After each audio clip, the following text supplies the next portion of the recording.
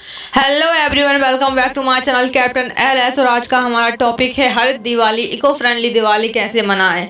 अपने दिवाली को इन तरीकों से बनाएं इको फ्रेंडली और बांटें खुशियां।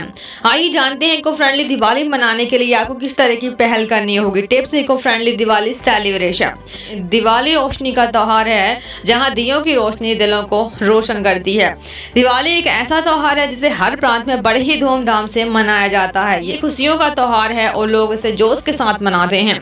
पटाखों और दियों की चमक से पूरा माहौल जगमगा उठता है, लेकिन हमें इस त्योहार को मानते हुए इस बात का ध्यान रखना होगा कि इससे हमारे पर्यावरण को कोई नुकसान ना पहुंचे।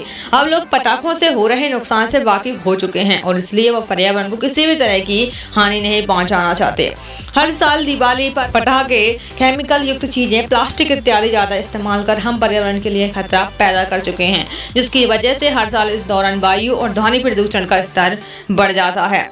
इसलिए पर्यावरण और सेहत को ध्यान में रखते हुए हमें प्रदूषण रहित दिवाली मनानी चाहिए और इको फ्रेंडली दिवाली की ओर कदम बढ़ाना चाहिए।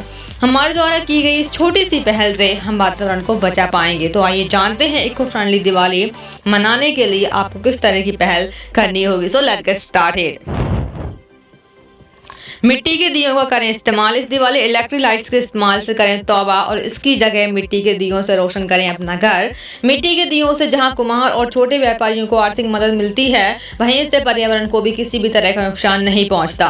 साथ ही मिट्टी के दियों से इलेक्ट्रिसिटी की भी बचत होती है। इस बार इको फ्रेंडली दिवाली का दिन साथ और मिट्टी के दियों से करें अपने घर को रोशन।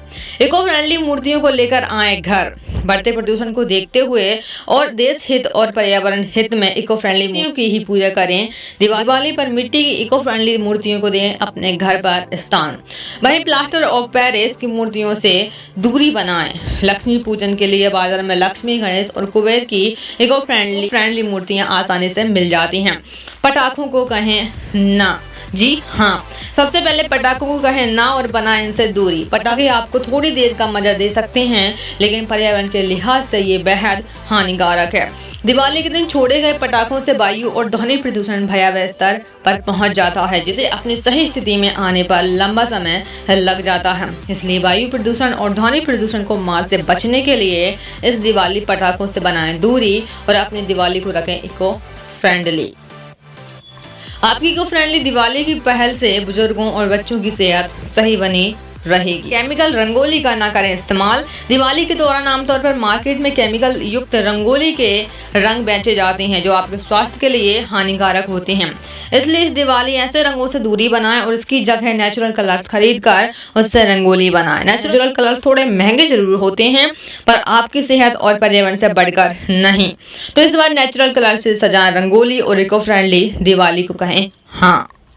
गाय के गोबर से बने दियों का करें इस्तेमाल।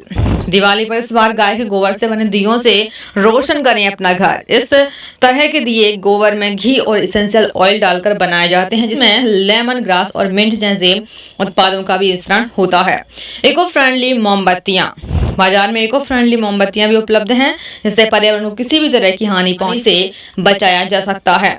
तो इस बार दिवाली में अपने घर के हर कोने को इको फ्रेंडली मोमबत्तियों से जगमगाने दें। So guys, happy Diwali to all of you in advance and thank you so much.